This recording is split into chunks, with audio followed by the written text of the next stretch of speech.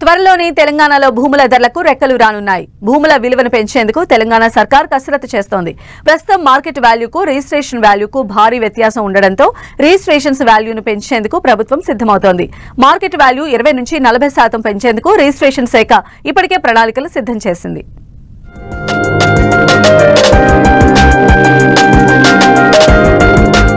తెలంగాణలో వ్యవసాయేతర భూముల ధరలు పెంచేందుకు ప్రభుత్వం కసరత్తు చేస్తోంది. అన్ని అనుకున్నట్లు జరిగితే ఆగస్టు 1 నుంచే ధరలు అధికారికంగా పెరగనున్నాయి. అయితే ఎక్కడ ఎంత రేటు పెరిగే అవకాశం ఉందన్న అంశంపై మాత్రం ఇంకా క్లారిటీ రావాల్సి ఉంది. ప్రస్తుతం ఉన్న ప్రభుత్వ రిజిస్ట్రేషన్ విలువకు బహిరంగ మార్కెట్ ధరకు భారీగా తేడా ఉంది. ఎక్కువ ధరలు చెల్లించి ప్రాపర్టీలను కొనుగోలు చేస్తున్నప్పటికీ రిజిస్ట్రేషన్ వాల్యూ ప్రకారమే రిజిస్ట్రేషన్ ఫీజును చెల్లిస్తున్నారు. శేర్లింగంపల్లి ప్రాంతంలో బహిరంగ మార్కెట్లో గజం ధర 2.5 లక్షల రూపాయల ధర ఉండగా ప్రభుత్వ వాల్యూ మాత్రం 32,000 రూపాయలుగా ఉంది. కోకాపేట్, నార్సింగి ప్రాంతాల్లో గజం భూమికి రిజిస్ట్రేషన్ వాల్యూ 12,000 ఉండగా మార్కెట్ రేటు మాత్రం 1,50,000 రూపాయలుగా ఉంది. మణికొండలో గజం 1,50,000 రూపాయలుగా ఉండగా రిజిస్ట్రేషన్ వాల్యూ 18,000 రూపాయలుగా ఉంది. అలాగే నిర్మాణాల్లో కూడా చదరపు అడుగుల ధరల్లో భారీగా వ్యత్యాసముంది.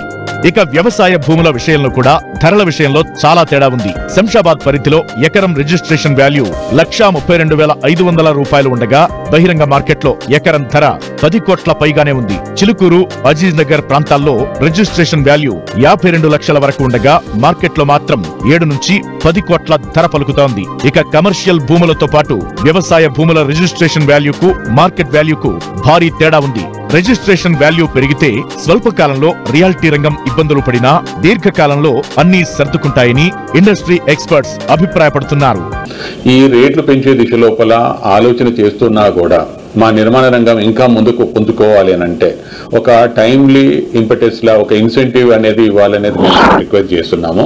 మేజర్ గా ఒక రిజిస్ట్రేషన్ ఛార్జెస్ లోపల ఒక 2% ఒక టైం బౌండ్ అనమాట, ఒక 6 నెలల వరకు రిజిస్ట్రేషన్ ఛార్జెస్ లో ఒక 2% తగ్గించి ఒక వెసులుబాటు ఇస్తే మార్కెట్ లోపల మేజర్ గా రిజిస్ట్రేషన్స్ అనేది చాలా అయినప్పుడు టర్న్ ఓవర్ కూడా గవర్నమెంట్ కి రెవెన్యూ కలెక్షన్స్ ఎక్కువ అవుతాయి. రేవంత్ సర్కార్ అనేక సంక్షేమ కార్యక్రమాలను అమలు చేయాలని నిర్ణయించింది. ఈ పథకాల నిధుల కోసం భూముల ధరలను పెంచాలని డిసైడ్ అయినట్లు తెలుస్తోంది.